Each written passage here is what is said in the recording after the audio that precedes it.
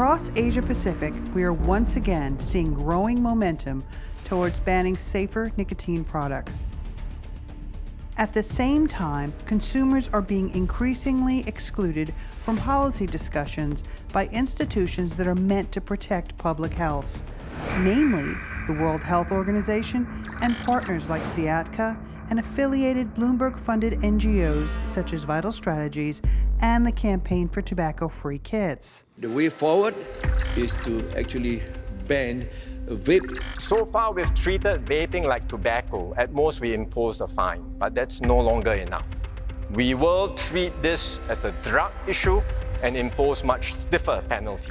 The recent joint call from Singapore and Malaysia for a regional ban builds on that already entrenched pattern of prohibition across Asia that includes India, Thailand, Vietnam, and Singapore. Ban e-cigarettes. This is not an isolated development. It is a coordinated narrative. Vaping can expose you to toxic chemicals and kill you. The billionaire announced that he's pledging $160 million to end the e-cigarette epidemic. Michael Bloomberg's foundation has invested at least $1.6 billion into controlling the narrative against beneficial tobacco harm reduction tools like vaping and nicotine pouches. These investments have been mostly focused on the developing world, where the harm from deadly tobacco products is highest. We continue to see persistent misinformation about tobacco harm reduction, what it is, and who supports it.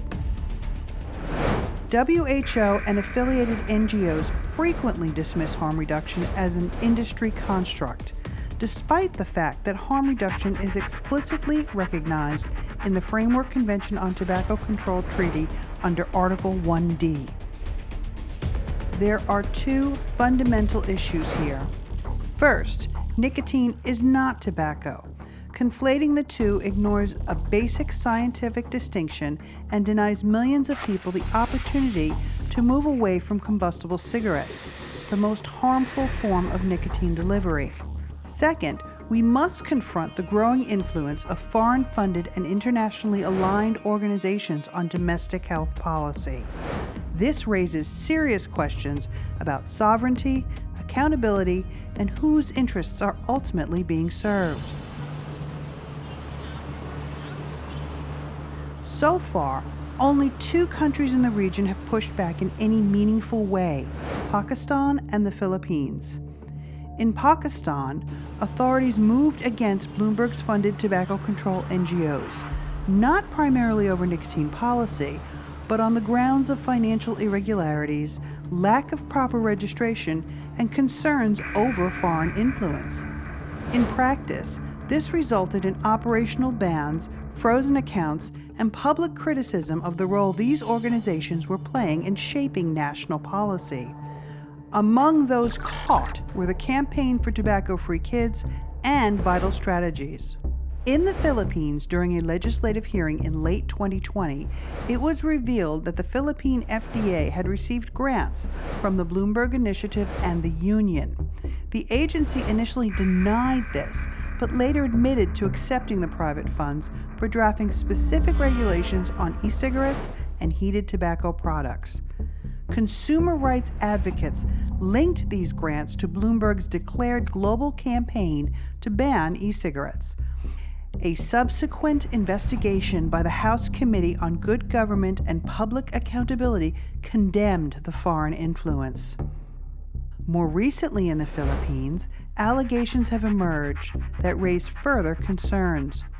Reports this week claim nearly 146 million pesos, originally allocated for domestic health services, may have been diverted by the Department of Health to support a WHO Western Pacific regional initiative. These funds were intended for local prevention and health promotion, but were allegedly redirected towards a broader WHO-linked program spanning 37 countries.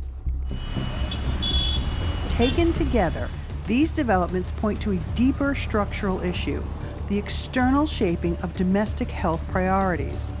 This matters because Asia-Pacific carries the heaviest global burden of tobacco-related death and disease, And yet, instead of expanding access to safer alternatives, we are seeing efforts to block or roll them back. The path forward should be grounded in evidence, national sovereignty, and inclusion, because ultimately this is not just about regulation. It is about whether public health policy serves ideology or saves lives.